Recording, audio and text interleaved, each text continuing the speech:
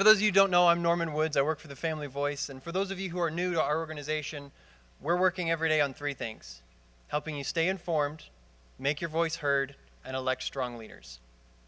Stay informed on the controversial issues of the day, make your voice heard in the halls of government, and elect strong leaders who will represent us well. Those are the three things, as you heard in the video, and some of the things we're going to focus on tonight.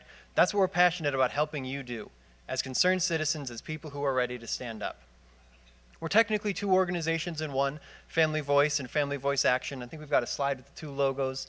You'll see why this is relevant as the night goes on, but Family Voice is a 501c3. That's where we do education events and literature and articles and videos. Family Voice Action, that's where we go to the Capitol to lobby. That's when we produce scorecards or give you voter resources to clearly show what's a threat to the family, what's an opportunity to advance our cause. You see there in the middle our board of directors. Over half the list is on this side of the state, and in the room tonight, I know is Cindy. I don't know where you guys are seated, but I know we've got Cindy and Carrie and Jeff and Bill and Larry and Corey. It's spread around here, so definitely say hi to them tonight. Are you familiar with the Wizard of Oz concept, where there's the man behind the curtain, like this is who's in charge, but this is who's really in charge? You're familiar with the concept. Well, my actual board of directors looks a little bit more like this.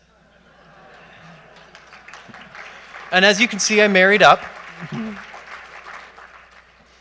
Asher is back at home, hopefully going to bed here soon. And Caroline's here with me tonight. It's amazing to have a partner in the fight. So blessed to have Caroline, and Asher keeps us laughing every day. His latest thing is bunnies and deer and movies, and anything with big wheels, he calls it a tractor. I'm good with that for now. Our team at Family Voice, we have several part-time people on staff. Many of you probably know Levon and Lana. They work with events, and Lana works with bookkeeping and accounting. The third guy there in the middle, well, we'll get to him in a minute. And then finally, Samantha Bradsky. She recently joined our team to help get us through the election with grassroots engagement. Whether that's producing voter guides, she put together an awesome voter guide of all 7 ballot issues, because there's a lot on our ballot this issue. She put on both sides which ones are a threat to the family, but both sides of the argument. So for your church, for your group, we can get you those voter guides. She's helping us get through the election with grassroots engagement. So what have we been up to? Well, the last year's been a whirlwind. Since we met last, we've held 10 different community events, had over 27 media appearances, built 2 different websites, and this is not just like, oh, we changed the color, but we're completely rebuilding the Family Voice websites to have more resources for you and for your friends. A friend comes up to you and says, hey, I heard that we should look closer at that whole commercial surrogacy thing. Where do I go? Our page. Hey, I heard that there's actually more to this whole Amendment G thing. Or what do Christians need to know about abortion? Or can my church speak up? We're building out all those resources so you have a comprehensive place to go. All these different cultural issues that affect the family we'll have on our issues page. We produced 50 articles, over 53 videos, 150,000 educational emails went out. Our folks are active. And our social media pages are growing. We've got a QR code here. For those of you on Instagram, if you scan that code, it'll take you to our page. If you take a selfie of your table tonight, go ahead and tag us. We'd love to see your pictures. Our social media is also expanding. It's been really great to see. And this all comes down to this last legislative session. We were able to pass 5 helpful bills and stop 8 harmful ones. And honestly, if you see that 8, that's sometimes more important than the 5. Because what we've got here is pretty good. We need to keep it.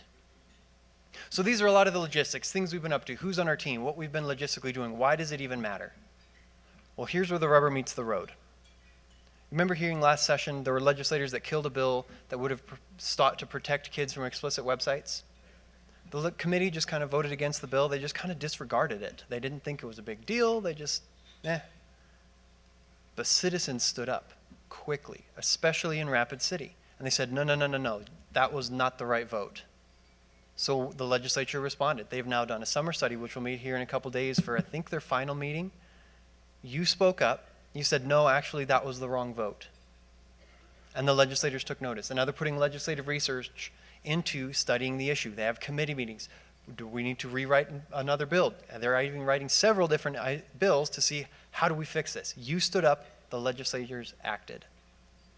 This coming year, we fully expect we'll be able to pass the legislation to take a step towards protecting kids from explicit websites. Let's look a couple weeks ahead. Like we said, there's 7 issues on the ballot. Do we need recreational marijuana here in our state? Do we need to completely erase our primary system? Do we need abortion through all 9 months? No. There are a lot of dangerous things on the ballot in just these next few weeks. Again, I mentioned we have those two organizations, the C3 and the Action. The Action Board of Directors, they can take political positions. They examined all 7 issues on our ballot this year, and they said when it comes to family values, there are 3 that are a direct threat to the family. Amendment G, abortion in all 9 months. Amendment H, completely removing our primary system and really our ability to elect principled leaders. And Measure 29, which would give us recreational marijuana in our state. Let's look ahead just a little further. Another couple months. Legislative session is right around the corner. Is it about time in South Dakota that the money follows the kid and that parents are empowered to make the best education choice possible for their family?